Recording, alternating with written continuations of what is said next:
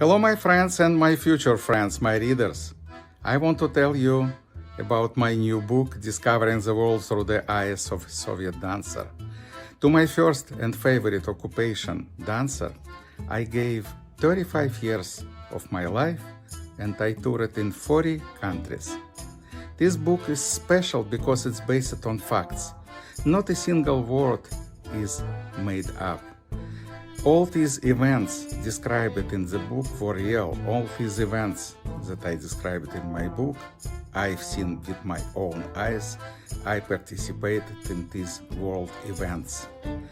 The Soviet dancers who represented USSR, our country, were allowed to go outside of the country, but they were only in 1% of those people allowed to travel abroad.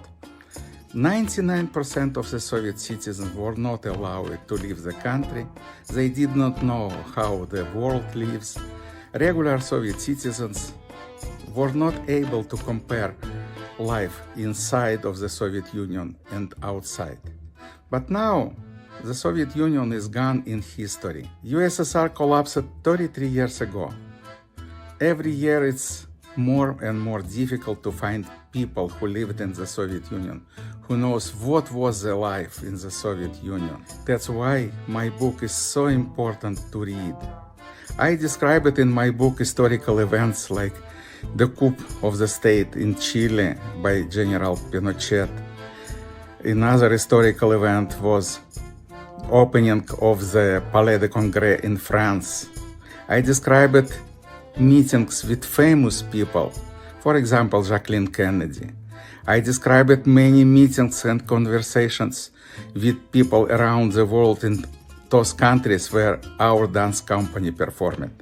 And we have to remember that our performances were not a tourism, not a sightseeing. It was work, a hard work. We had to perform in any conditions, with any circumstances, no matter what.